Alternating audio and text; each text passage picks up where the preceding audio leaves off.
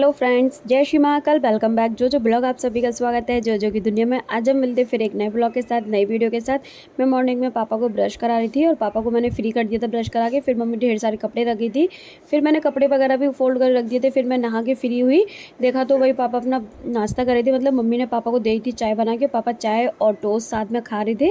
और फिर उसके बाद ना मम्मी भी आ गई थी और मैं अपना काम करने के लिए बैठ गई थी जब तक भैया आ गए थे। और आज पापा ने भाई ऑर्डर दे दिया था कि उन्हें आज मार्केट का नाश्ता खाना है, बेड़े ही सब्जी खाना है। तो भैया पापा के लिए मतलब नाश्ता लेकर आ गए थे।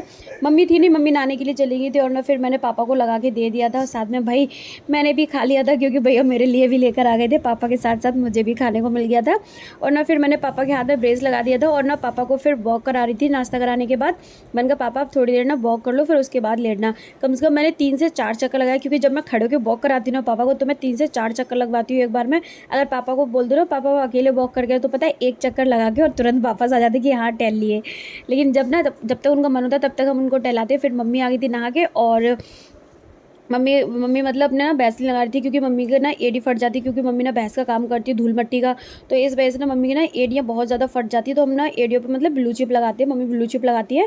और पापा से बातचीत करती जाती है। मम्मी मतलब बोली थी पापा को एक्सरसाइज कर रही थी ना पापा लेट के, तो बस वही मम्मी बोली थी ठीक है अच्छी बात है एक्सरसाइज करें। फिर मम्मी ने पूजा पाठ की, अपनी पूजा पाठ करके मम्मी फ्री हुई। और उसके बाद ना फिर मतलब रायता वगैरह मैंने बनाया, फिर खाना वगैरह खाया हम लोगों ने।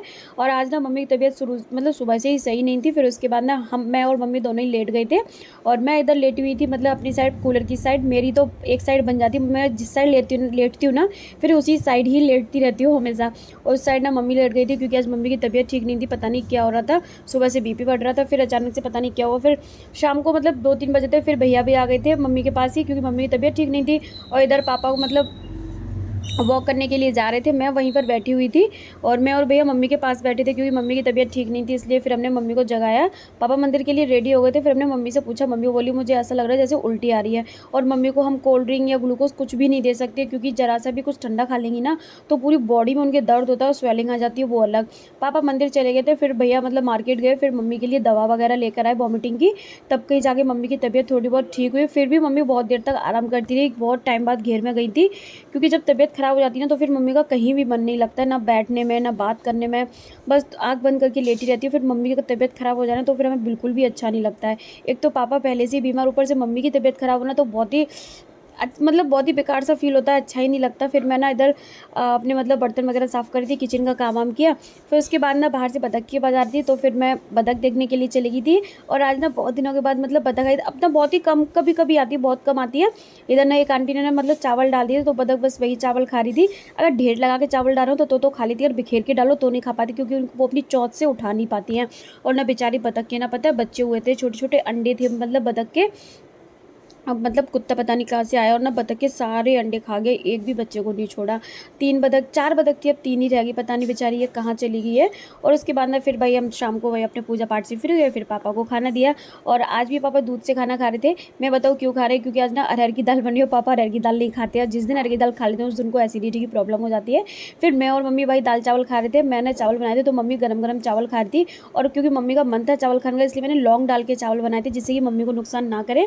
फिर खाना खा के फ्री हुए तो पापा बोले हमें चूरन दे दो। फिर मम्मी ने आज पापा को चूरन और दवा दी, क्योंकि मैं तो अपने किचन के काम में बिजी थी। मैंने क्योंकि मम्मी की तबीयत ठीक नहीं, मैंने कहा आप ना पापा का काम कर लो वहीं पे रूम में बैठे बैठे, मैं सारा किचन का काम देख लूँगी। तो मैं अपना वही किचन का काम देख रही थी। भैया आ गए थे दूध लेकर, भैया ने वही ऑर्डर दिया था कि आज ना उनको ना इलायची वाला दूध पीना है। तो मैंने ना पहले मतलब दूध को थोड़ा सा बॉईल कर लिया था, फिर ना मैंने इलायची को मतलब अच्छे से कूट के मतलब पीस के डाल दिया था पूरे दूध में। फिर मैंने उसको अच्छे से मिक्स कर दिया था। और ना मिक्स करने के बाद ना फिर मैंने थोड़ी शक्कर भी डाली, क्योंकि हम सब लोग ना फीका दूध पीते हैं, मीठा दूध नहीं पीते हैं। भैया और मैं तो फीका ही दूध पीते हैं, मम्मी मीठा पीती, पापा भी फीका ही पीते हैं। और तो फिर ना बस मैंने 1 चम्मच शक्कर डाल के घोल दिया था। और ना फिर ना बहुत टाइम तक खौलाया और दूध का टेस्ट ही एकदम चेंज हो गया था, बहुत ही अच्छा लग रहा था। मैं तो मार्केट दूध पीती नहीं, भैया नहीं पिया था, मैंने तो बस अपने लिए आइसक्रीम जमा ली थी। और जैसे ही मैं काम से फ्री हुई भाई, इतनी ज़्यादा गर्मी लग रही थी किचन में, आके थोड़ी देर लेटी, फिर मम्मी से बातचीत की, पूरे दिन भर का हालचाल मम्मी के साथ शेयर किया। मेरी आदत है मम्मी और दीदी से ज़रूर बात करूँगी, मम्मी से तो करती हूँ लेकिन दीदी से भी एक बार ज़रूर बात करके तभी सोती हूँ मैं। Thank you for watching my videos friends. Like करो, शेयर करो, ज़्यादा से ज़्यादा मुझे सपोर्ट करो, मेरे चैनल को सब्सक्राइब करो, मेरे वीडियोज़ को लाइक करना मत भूलो। कल मिलते हैं फिर एक नए ब्लॉग के साथ, नई वीडियो के साथ। Thank you.